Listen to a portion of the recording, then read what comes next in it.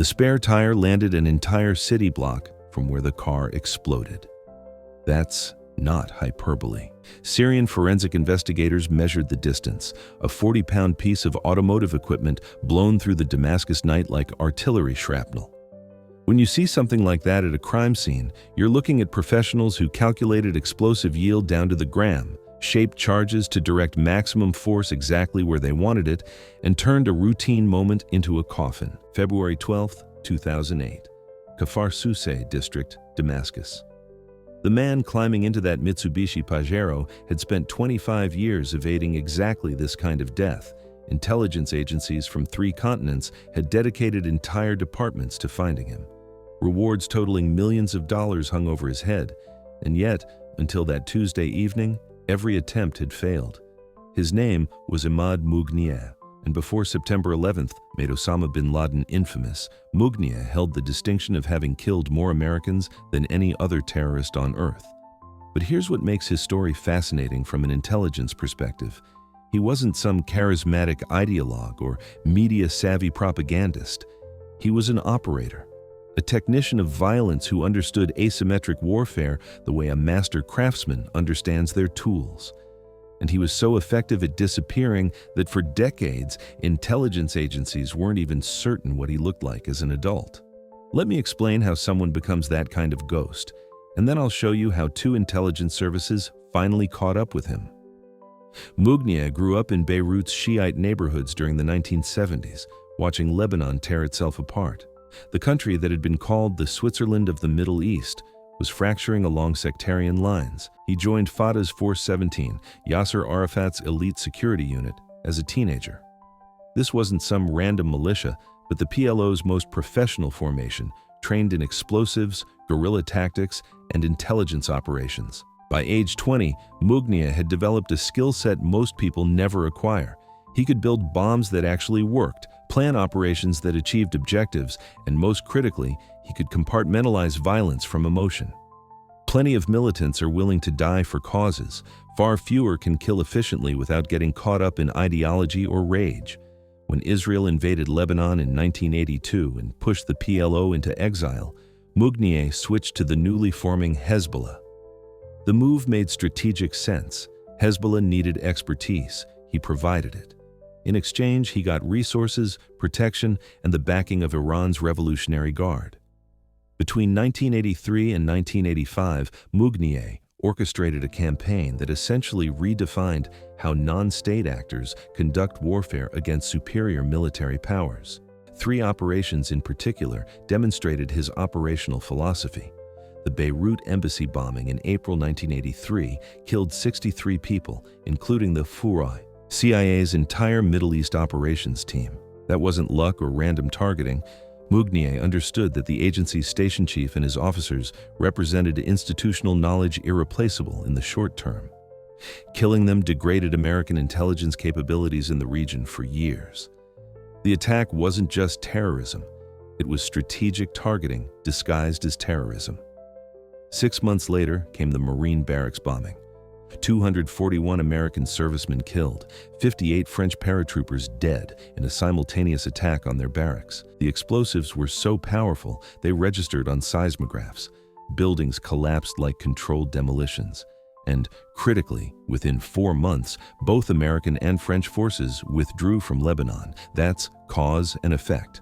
Mughniyeh demonstrated that spectacular violence could achieve political objectives that conventional military action could not. He made occupation costs exceed political will to maintain presence.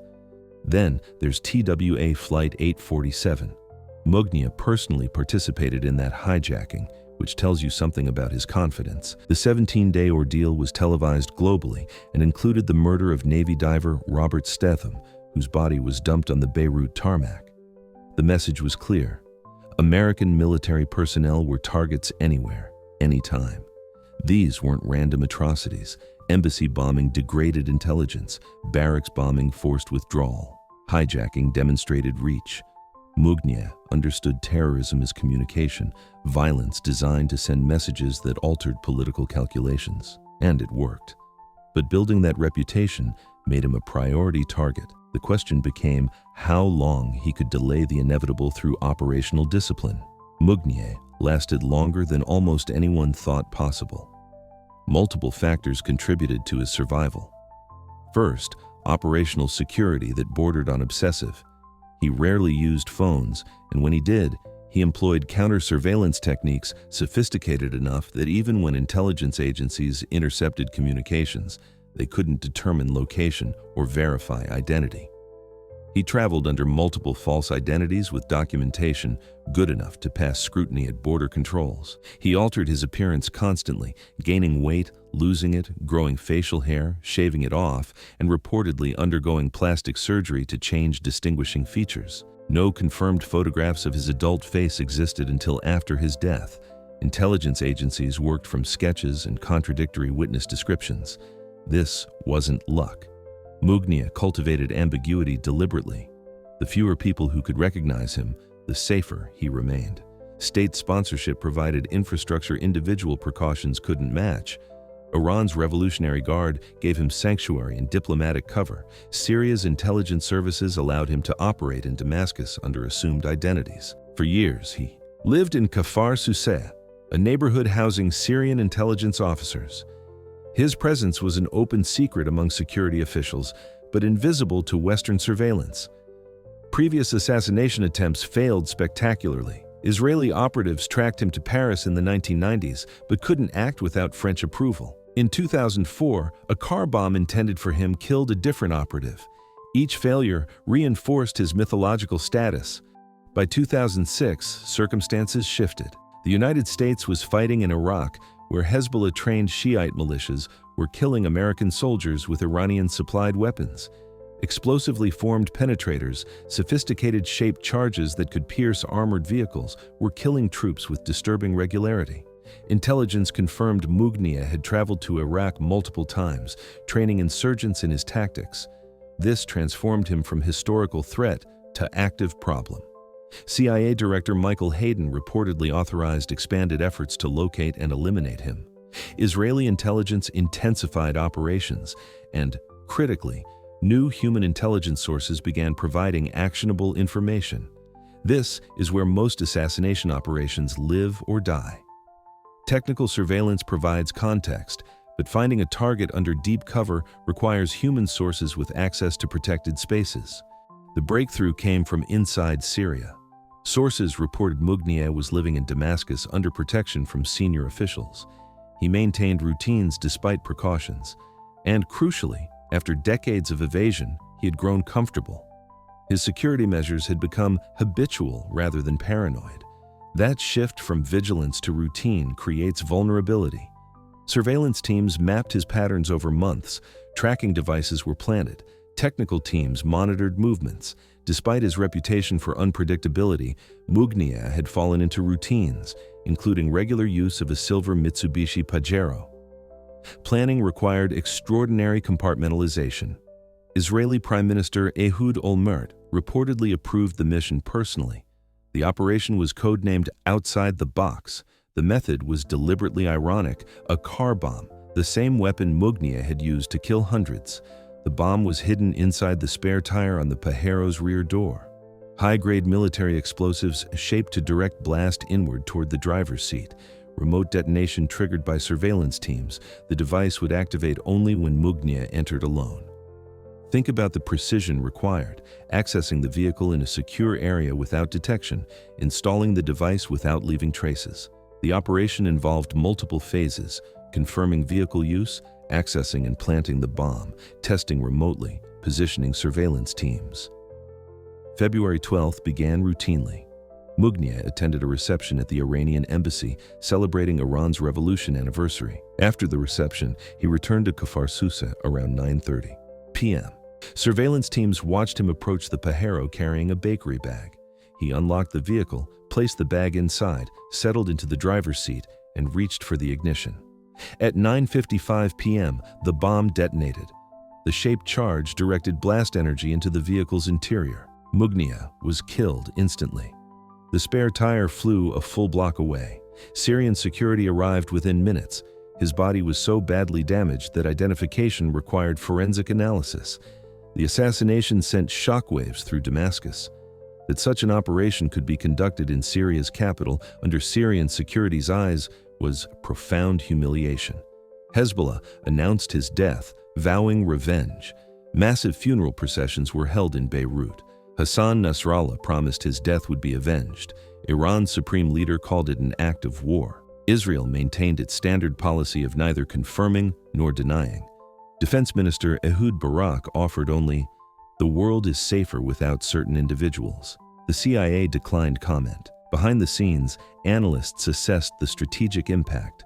Mughniyeh's expertise and institutional knowledge were irreplaceable. Hezbollah would survive, but rebuilding the capabilities he embodied would take years. Hezbollah's revenge materialized slowly. In 2012, a bus bombing in Bulgaria killed 6 Israeli tourists. In 2015, an Israeli helicopter strike in Syria killed several Hezbollah fighters and an Iranian general. Hezbollah responded with an anti-tank missile attack, killing 2 Israeli soldiers. The cycle continued. What made the Damascus operation remarkable was its execution in hostile territory protected by multiple intelligence services. Human intelligence inside Syria provided critical information. Technical capabilities allowed remote detonation. The target's complacency created vulnerability.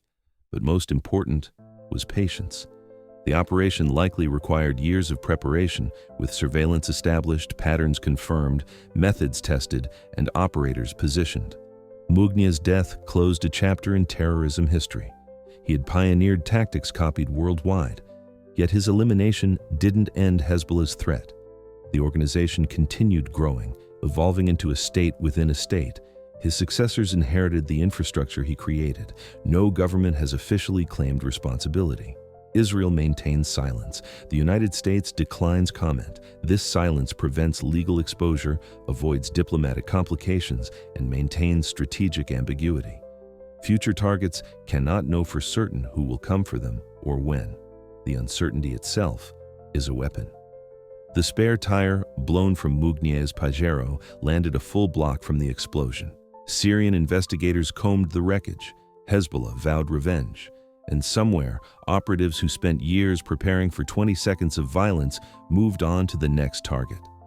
Mughniyeh's assassination demonstrated that no protection is absolute, no sanctuary guaranteed, and no reputation for invisibility, proof against patient surveillance and precise violence. It showed that intelligence services with sufficient resources can reach targets anywhere, even in capitals protected by hostile security forces. If this investigation into patience, precision, and the price of terror fascinated you, subscribe and hit that notification bell so you catch every deep dive we publish into operations that shaped modern intelligence history. Drop a like if this breakdown was worth your time. And here's your question for the comments. Was Mughniyeh's assassination justified elimination of a terrorist responsible for hundreds of deaths? Or does conducting such operations in foreign capitals without legal process set dangerous precedents for international law? Let's debate that complexity below. See you in the next investigation.